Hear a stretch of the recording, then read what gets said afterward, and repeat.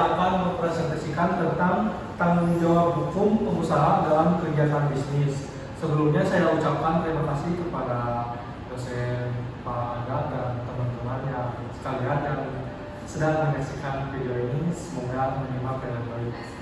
Kita lanjut. Pengertian tanggung jawab hukum pengusaha dalam kegiatan bisnis. Tanggung jawab hukum pengusaha adalah kewajiban yang dimiliki oleh pengusaha untuk mematuhi peraturan perundang-undangan yang berlaku serta bertanggung jawab atas segala tindakan hukum yang diambil dalam kegiatan bisnis. Tanggung jawab hukum pengusaha dalam kegiatan bisnis merujuk pada kewajiban yang dimiliki oleh seorang pengusaha untuk mematuhi dan menjalankan segala ketentuan hukum yang berlaku dalam menjalankan aktivitas bisnisnya.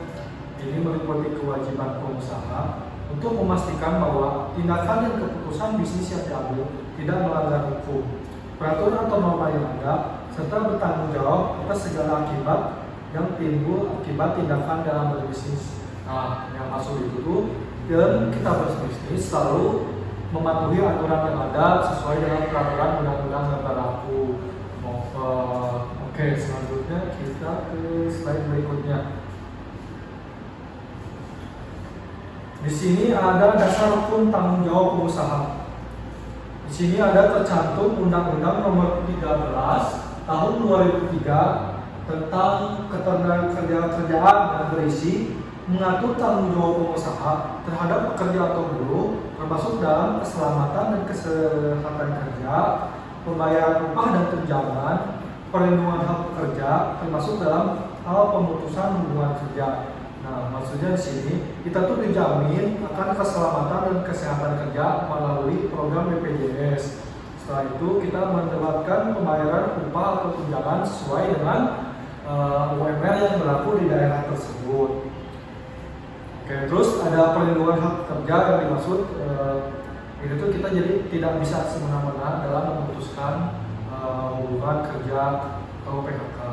Yang kedua ada Undang-Undang Keselamatan dan yang kedua ada Undang-Undang Nomor 1 Tahun 1970 tentang keselamatan kerja.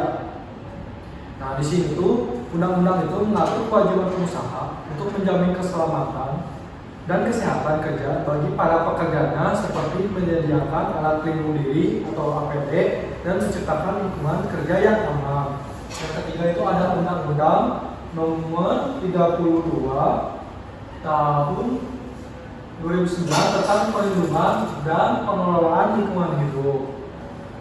Di sini undang-undang tersebut mengatur tanggung jawab pengusaha terhadap dampak kegiatan usaha terhadap lingkungan, termasuk kewajiban menjaga lingkungan dan pengelolaan limbah. Maksud dari undang-undang ini kita tuh tidak boleh langsung misal ada proses limbah yang tidak akan digunakan sebagai bagian dari produk, itu kita tidak bisa langsung membuang kemana aja. Misalnya kita membuang limbah plastik atau limbah air yang sangat berbahaya dengan zat-zat yang tergandung di dalamnya, itu harus ada dalam proses sebenarnya proses neutralisasi sehingga cairan atau zat-zat kimia yang tersebut bisa dinetralkan, kemudian bisa didaur ulang atau bisa dibuang sehingga tidak akan mencemari lingkungan. Terus yang kedua, yang keempat ada Undang-Undang Nomor 8 Tahun 1999 tentang perlindungan konsumen.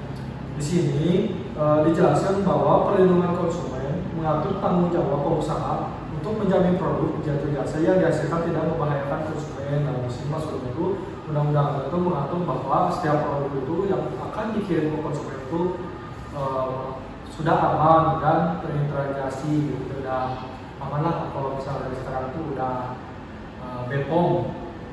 Oke, selanjutnya kita ke selanjutnya. Di sini ada studi kasus ya, studi kasus PT Unilever Indonesia. Di sini dijelaskan bahwa masalah yang terjadi itu pada tahun 2007, di mana PT Unilever Indonesia terlibat dalam kasus terkait produk sabun cair Lifebuoy yang mengandung bahan kimia berbahaya yang tidak dicantumkan dalam label kemasan. Beberapa konsumen melaporkan bahwa produk tersebut menyebabkan iritasi kulit meskipun perusahaan tidak memberikan informasi tentang potensi risiko dalam kemasan. Nah, di sini terdapat tanggung jawab hukum yang dilanggar, yaitu tentang Undang-Undang Nomor 8 Tahun 1999 tadi tentang perlindungan konsumen, bahwa pengusaha itu seharusnya mewajibkan atau memastikan bahwa produk yang dia edarkan atau dia gunakan itu baik kondisinya atau tidak ada keburukan setelah dipakai oleh konsumen. Yang kedua itu di pasal 19, pengusaha juga wajib memberikan kompensasi atau ganti rugi jika konsumen dirugikan akibat produk tersebut yang sudah dipasarkan. Nah, untuk sanksi tersendiri di sini akibat dari masalah atau kasus hukum tersebut adalah PT Unilever didenda dan ganti rugi karena menyebabkan kerugian bagi konsumen yang terdampak. Terus ada sanksinya yaitu peningkatan label dan keamanan produk. Perusahaan diminta untuk memperbaiki prosedur pengujian produk dan memperbarui label untuk mencantumkan informasi bahan kimia yang digunakan dalam produk. Jadi yang sebelumnya bahan kimia yang digunakan itu tidak ada dalam kemasannya, sekarang harus memakai menuliskan bahan-bahan kimia dalam proses pembuatan sabun dan perawat. Nah, di sini kita pasti dapat pembelajarannya, yaitu kepatuhan terhadap keamanan produk. Perusahaan harus memastikan bahwa semua produk yang diedarkan atau dipasarkan aman digunakan dan memenuhi standar keamanan yang berlaku. Yang kedua itu ada transparansi dan etika bisnis. Pengusaha perlu memprioritaskan transparansi dalam menginformasikan bahan-bahan yang digunakan dalam produk untuk membangun kembali kepercayaan dari konsumen tadi. Seperti itu. Kita selanjutnya ke slide berikutnya, yaitu kesimpulan. Nah, kesimpulannya adalah pengusaha memiliki tanggung jawab hukum untuk mematuhi peraturan yang berlaku dalam aspek ketenagakerjaan, perlindungan konsumen, dan lingkungan. Kepatuhan terhadap hukum memastikan keberlanjutan bisnis, melindungi hak-hak stakeholder, dan menghindari sanksi hukum. Pelanggaran dapat berdampak negatif pada reputasi perusahaan, mengurangi kepercayaan publik, dan menimbulkan kerugian finansial dikarenakan para konsumen sudah terpercayai dan tidak menggunakan produknya. Alangkah baiknya setiap pengusaha dapat melakukan usahanya sesuai dengan aspek-aspek hukum yang berlaku tadi. Terima kasih. Untuk sesi pertanyaannya kita akan mulai sekarang saja. Oke, kita lanjut aja ke sesi pertanyaan ya. Boleh, silakan untuk yang ingin bertanya. Nama saya Marisa Sabila, NPM 016. Izin bertanya, bagaimana pengusaha dapat melindungi diri dari risiko hukum dalam kegiatan bisnis? Oke, pertanyaan yang bagus. Ulangnya. Pertanyaannya tadi, bagaimana pengusaha dapat melindungi diri dari risiko hukum dalam kegiatan bisnis? Yang menjawab, pengusaha dapat melindungi diri dari risiko hukum dengan beberapa cara, yaitu nomor satu, dengan memahami dan mematuhi peraturan. Dalam arti, pebisnis itu harus memastikan bahwa bisnisnya mematuhi semua peraturan yang berlaku di bidangnya. Misal, yaitu bisnis dalam seni lukis, nah itu harus tahu ini bisa gitu, kena copyright ya, kalau misalnya ada hak cipta juga, kalau misalnya ada musik juga, kita bisa replace karya orang lain, apakah karya itu nanti bisa kena copyright, ya bisa dia klaim untuk jadi kompensasinya dia gitu. Terus yang kedua itu menyusun kontrak yang jelas. Dalam artian menyusun kontrak yang jelas ini dengan pihak ketiga tuh untuk menghindari sengketa. Misal nih, kalau misalnya kita ada kontrak yang jelas kan kita bisa tunjukin nih kalau misalnya ada yang mau ambil dia, misal si karyawan ini diambil oleh perusahaan itu nggak bisa karena punya kontrak yang jelas. Jadi kalau misalnya emang benar-benar mau diambil ya harus melepas klausul lah dengan harga tertentu. Yang ketiga itu ada asuransi bisnis, yaitu menggunakan asuransi untuk melindungi aset dan kegiatan bisnis dari risiko yang tidak terduga. Kan kalau risiko bisnis itu akan tidak terduga ya, karena jadi alangkah baiknya kita menggunakan asuransi yang kita percayai untuk melindungi aset perusahaan kita. Yang keempat itu ada pendidikan dan pelatihan. Tentu sebagai pelaku bisnis memberikan pelatihan kepada karyawan kita mengenai kewajiban hukum dan etika bisnis. Untuk pertanyaan poin sebenarnya seperti itu ya. Oke, untuk pertanyaan selanjutnya itu boleh silakan. Perkenalkan, saya Maria Dinda, NPM 022. Untuk pertanyaannya, bagaimana pengusaha dapat memastikan bahwa kegiatan bisnisnya mematuhi hukum ketenagakerjaan? Oke.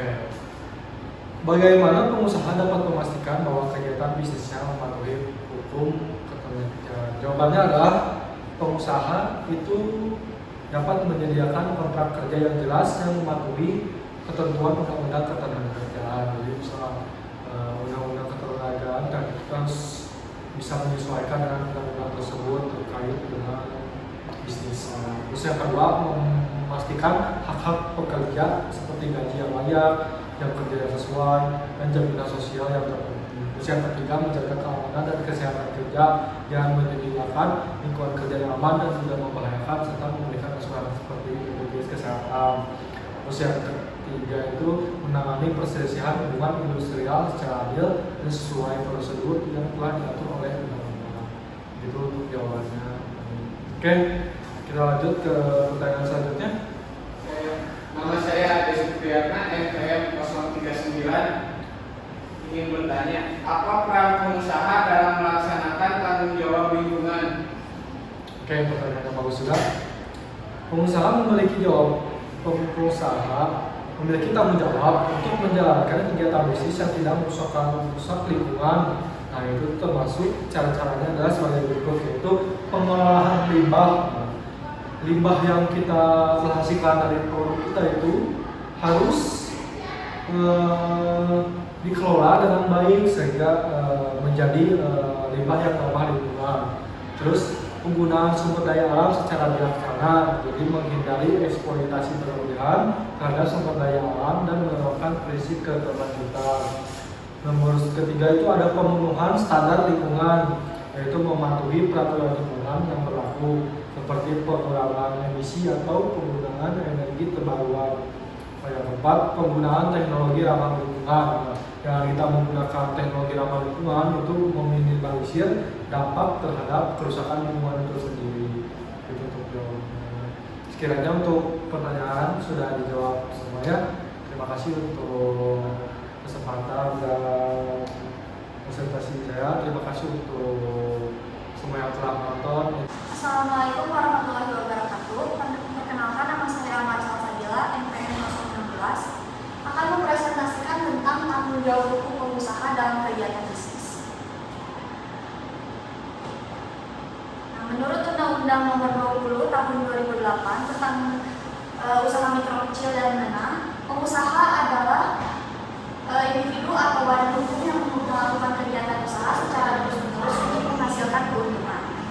Pengertian pengusaha menurut Raymond adalah pengusaha sebuah cara untuk mensejahterakan diri dengan suatu hal yang kreatif dan inovatif.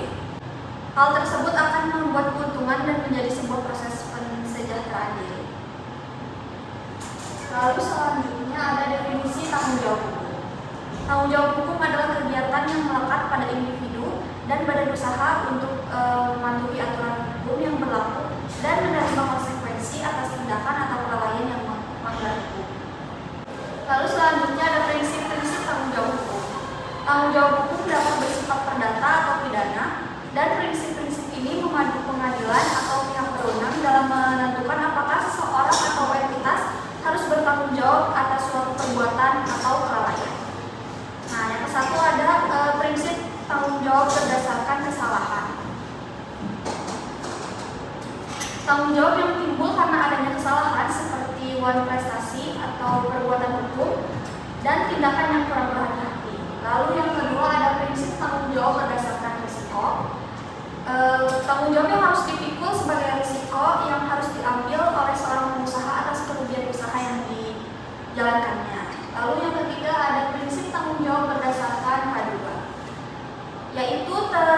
dianggap bertanggung jawab atas segala kerugian yang timbul, tetapi tergugat dapat membebaskan tanggung jawabnya apabila ia dapat membuktikan bahwa dirinya tidak bersalah. Lalu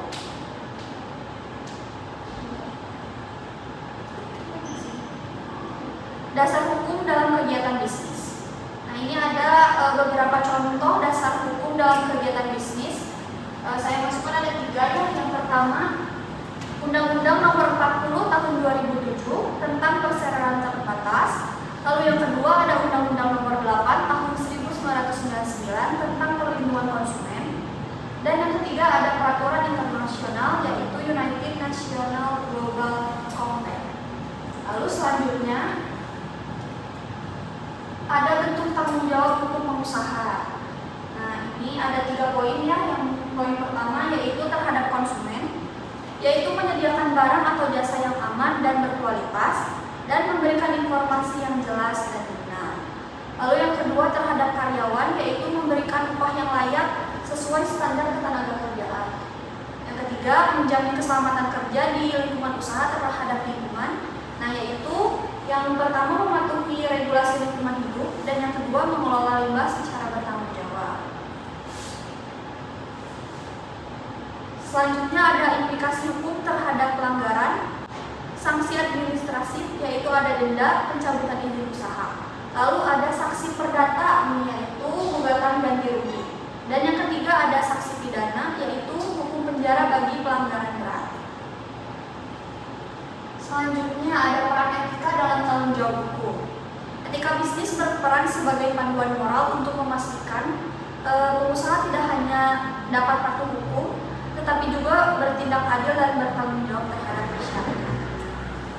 Lalu di sini ada contoh studi kasusnya dari PT Freeport, yaitu menghadapi tuntutan hukum akibat pencemaran lingkungan di Papua. Nah, akibatnya perusahaan ini harus membayar denda dan melakukan restorasi lingkungan yang rusak. Lalu ini ada masalahnya ya. PT Freeport Indonesia dituduh melakukan pencemaran lingkungan di Papua akibat pembuangan limbah tambang yaitu atau tiling ke Sungai Ajikwa. Nah, dampaknya adalah kerusakan ekosistem tanah yang tidak subur dan penurunan kualitas air. Lalu ini ada tindakan nasionalnya. Nah, pemerintah Indonesia memberikan sanksi berupa denda dan mengharuskan Freeport untuk memperbaiki ekosistem yang rusak.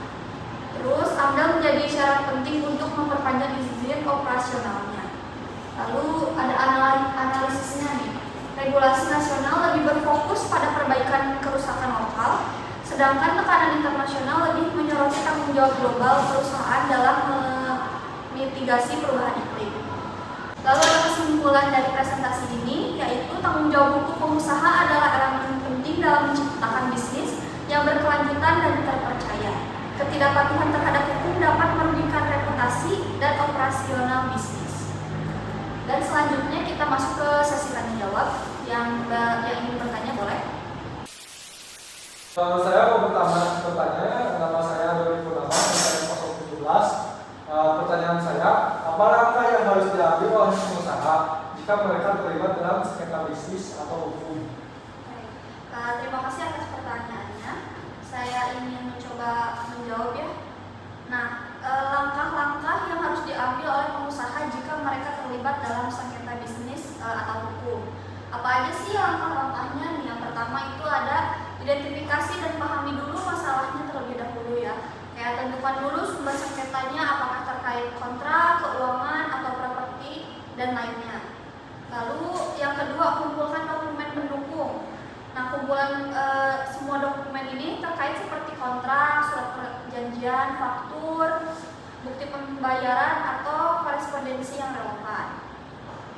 Lalu yang ketiga ada konsultasikan ke ahli hukum pengacara atau konsultan hukum yang berpengalaman dalam jenis sengketa yang Anda hadapi. Lalu mintalah saran mengenai posisi hukum Anda dan strategi terbaik untuk menyelesaikan masalah. Lalu yang keempat ada jajaki penyelesaian damai. Nah, jika memungkinkan, tawarkan negosiasi dengan pihak lawan untuk mencapai kesepakatan tanpa melalui proses hukum. Yang kelima, hindari komunikasi yang tidak tepat. Nah, jangan membuat pernyataan publik atau komunikasi yang dapat merugikan posisi hukum Anda. Lalu yang keenam, tinjau dulu resiko dan dampak bisnis. Nah, ini tuh harus mengevaluasi dulu dampak finansial seperti reputasi dan operasional dari sengketa tersebut. Lalu yang ketujuh, ada persiapkan litigasi. Ini tuh di langkah-langkah ini tuh jika diperlukan saja ya. Karena jika penyelesaian damai tidak berhasil, siapkan diri untuk menghadapi proses hukum. Lalu yang ke-8, langkah-langkahnya ada pelajari dari pengalaman. Setelah sengketa selesai, evaluasi apa yang dapat dilakukan untuk mencegah masalah serupa di masa depan, seperti memperbaiki kontrak atau prosedur bisnis. Boleh pertanyaan selanjutnya? Saya Nenek Kamela dengan MPS 037 izin bertanya, bagaimana pengusaha dapat memastikan bahwa bisnis mereka mematuhi peraturan hukum yang berlaku? Terima kasih. Terima kasih atas pertanyaannya, Teh Dena. Izin menjawab ya. Yang pertama, patuhi peraturan yang berlaku. Nah, yang pertama ini pelajari hukum dulu dan peraturan yang relevan dengan jenis usaha Anda seperti izin usaha, perpajakan, ketenagakerjaan, dan lain-lain. Lalu yang kedua ada dapatkan izin dan lisensi, yaitu pastikan semua izin usaha dan lisensi yang diperlukan telah diperoleh seperti surat izin usaha perdagangan atau NIB, yaitu nomor induk berusaha. Lalu yang ketiga ada konsultasikan dengan ahli hukum. Nah, libatkan konsultasi hukum dan pengacara untuk memastikan semua kontrak kebijakan dan praktik bisnis sesuai dengan hukum. Lalu yang keempat ada dokumentasi yang rapi. Simpan semua dokumen yang penting seperti kontrak kerja, laporan keuangan, pajak, serta catatan operasional dengan baik. Lalu yang kelima ada kepatuhan terhadap perpajakan, yaitu laporkan pajak tepat waktu atau sesuai dengan aturan. Lalu selanjutnya ada pelatihan untuk karyawan. Berikan pelatihan kepada karyawan tentang kebijakan internal, etika kerja, dan peraturan yang relevan dengan pekerjaan mereka. Yang ketujuh, buat kebijakan internal. Nah, seperti rancangan prosedur operasi standar SOP. Lalu yang kedelapan ada audit dan evaluasi secara berkala. Nah, hal ini tuh penting ya, karena untuk tinjau ulang kebijakan dan praktik bisnis sesuai dengan perubahan peraturan. Lalu yang ke-9 ada bangun hubungan dengan regulator. Dan yang ke-10 gunakan teknologi untuk kepatuhan. Boleh? Yang selanjutnya. Perkenalkan, nama saya Fania Indar dari MPS 022.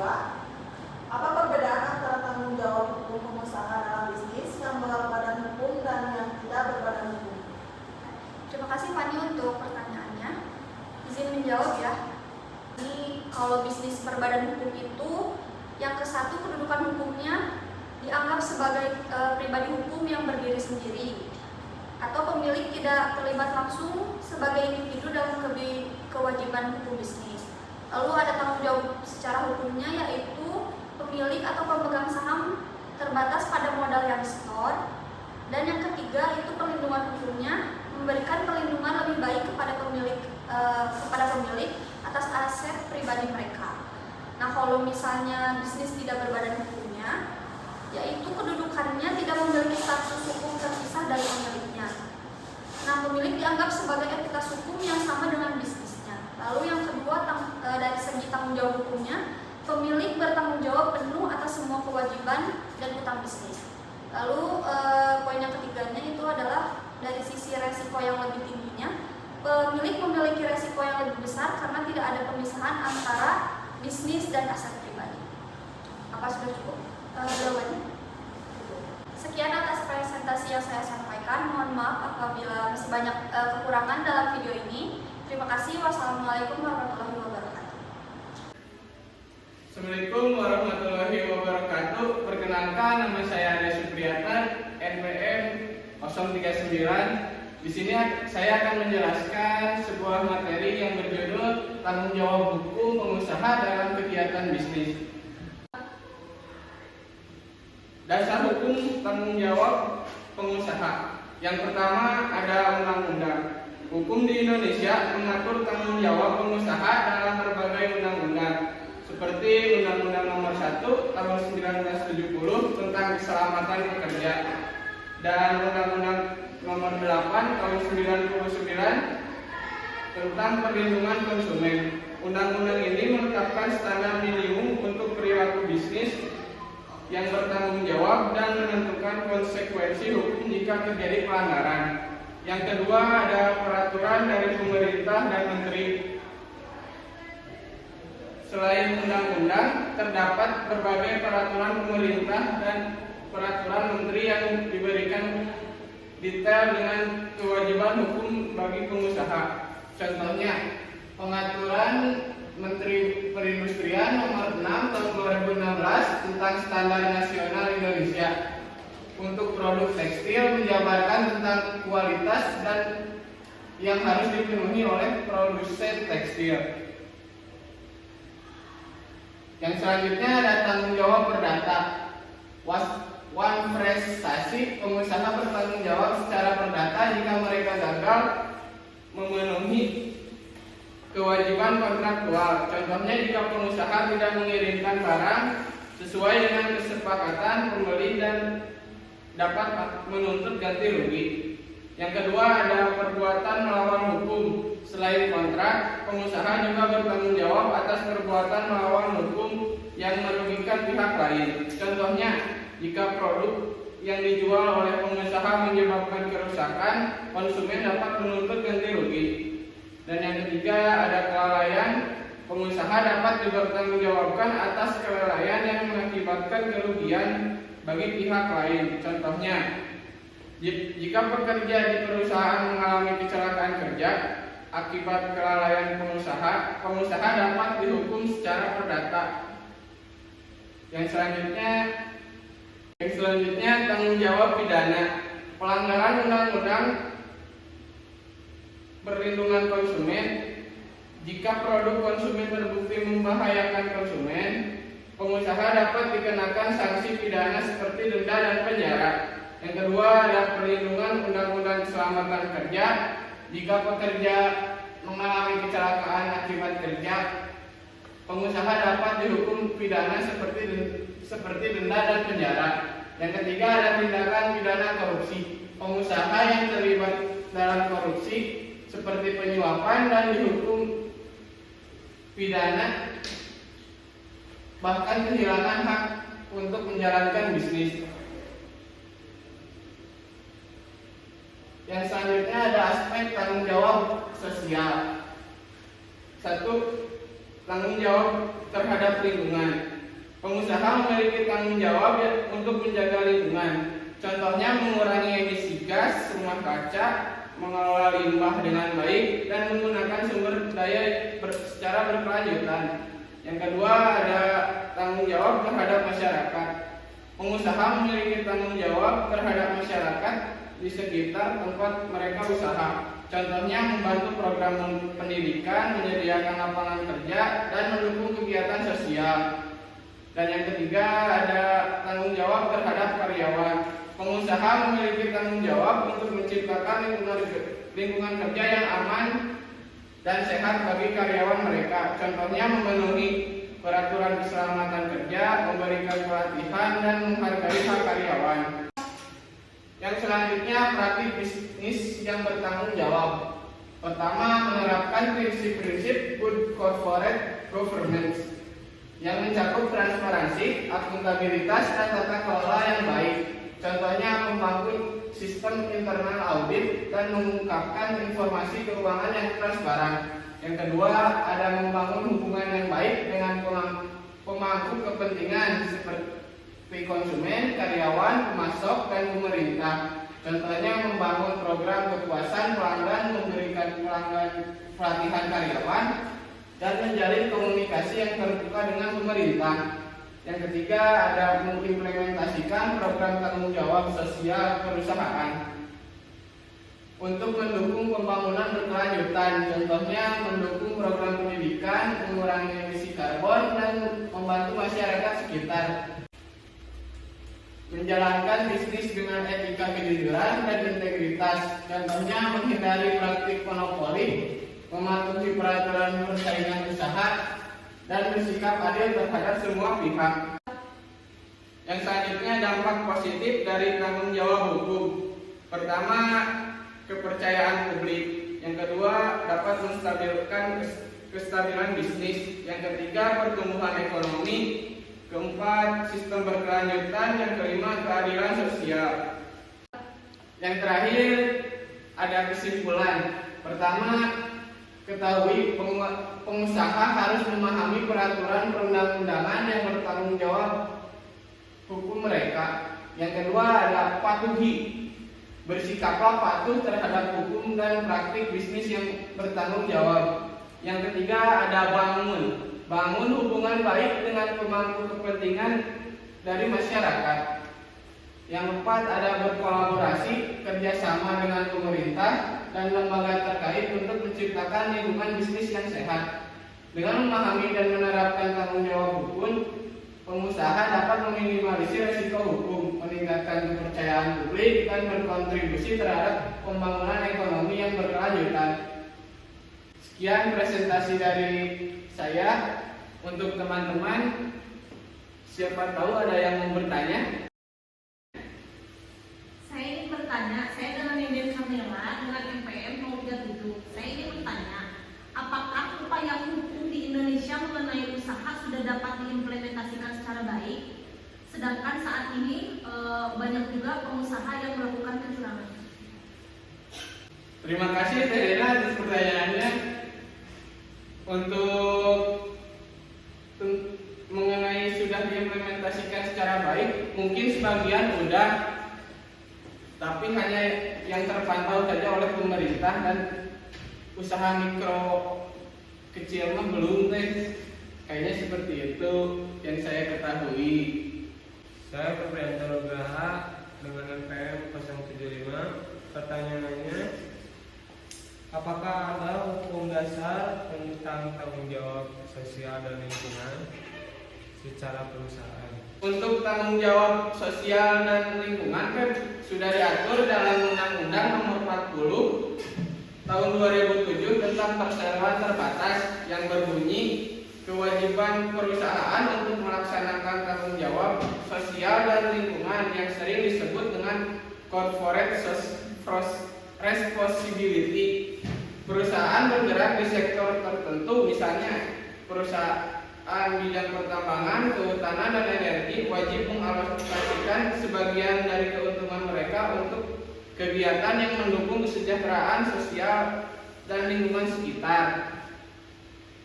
Apakah jawabannya puas, Pak? Cukup, Pak Dek. Demikian presentasi dari saya.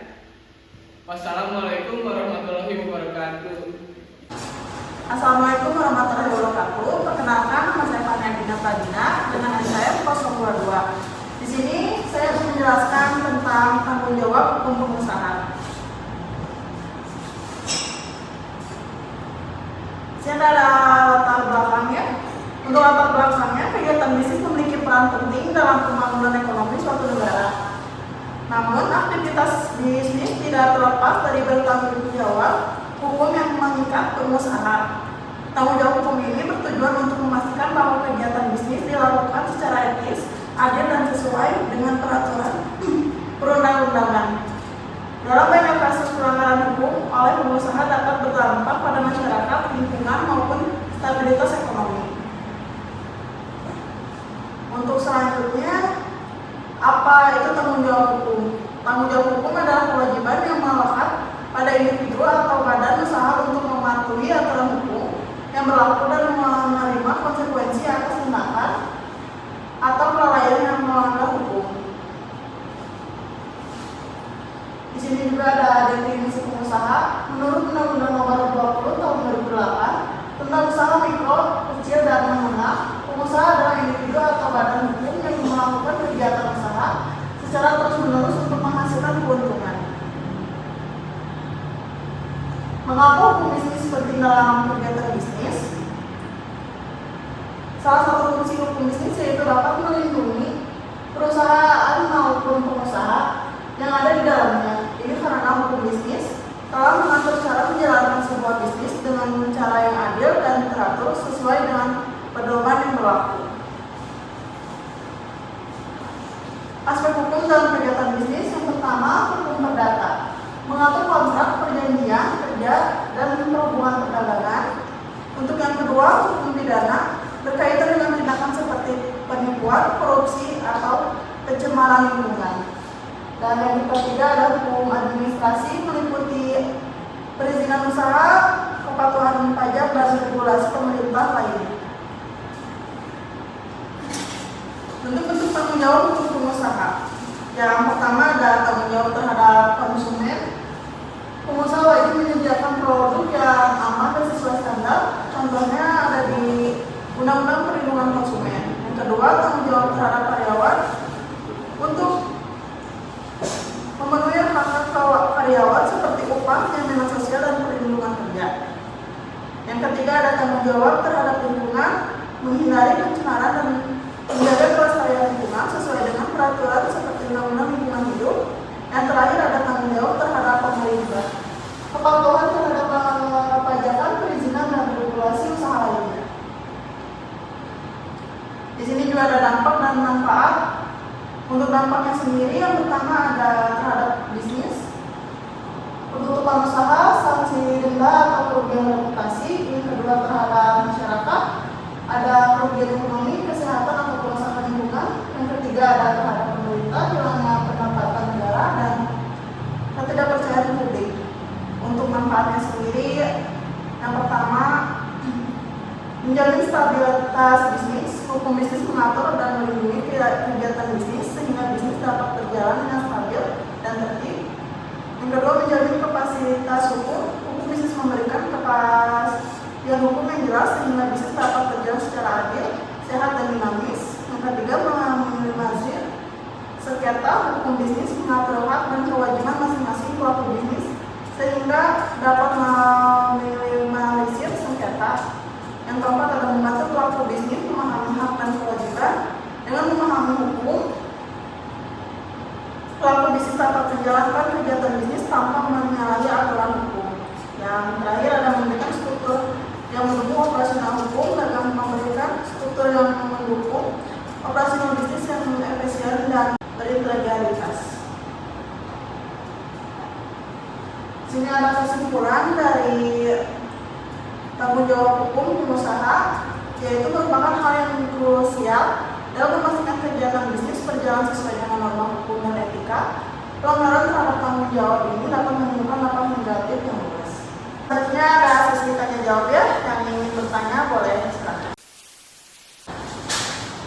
Nama saya Marsal Sabila, NPM 016. Izin bertanya, bagaimana mekanisme penyelesaian sengketa jika pengusaha melanggar kewajiban hukum?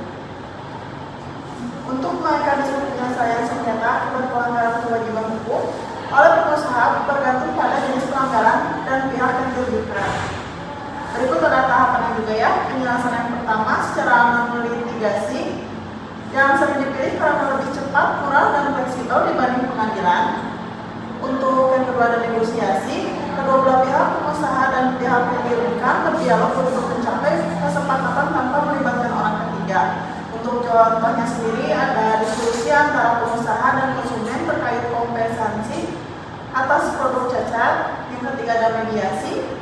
Pihak netral memfasilitasi dialog untuk membantu mencapai solusi yang diterima bersama. Contohnya mediasi oleh lembaga seperti Badan Penyelesaian Sengketa Konsumen.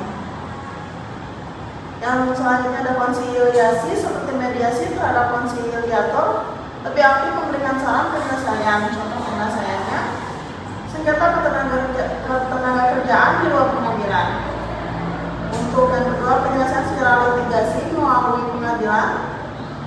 Yang pertama ada pengadilan negeri, pengadilan hubungan industrial atau PHI, pengadilan tata usaha negara atau PT-UN, pengadilan niaga untuk sengketa terkait kepalitan atau PKPU, penundaan kewajiban pembayaran utang atau hak kekayaan intelektual atau HKI. Untuk yang terakhir ada pengadilan lingkungan untuk pelanggaran hukum lingkungan yang menimbulkan kerugian publik atau lingkungan lainnya. Terus ada cara yang ketiga juga ya, dengan lembaga pemerintah atau regulator. Penyelesaian yang ketiga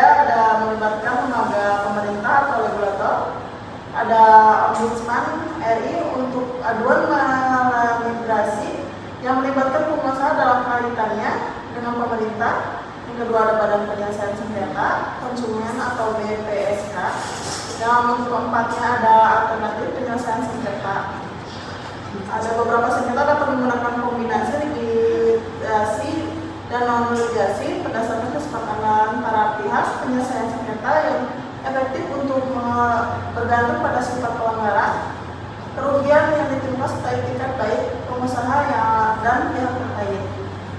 Untuk jawabannya sudah cukup. Untuk selanjutnya ada yang bertanya lagi?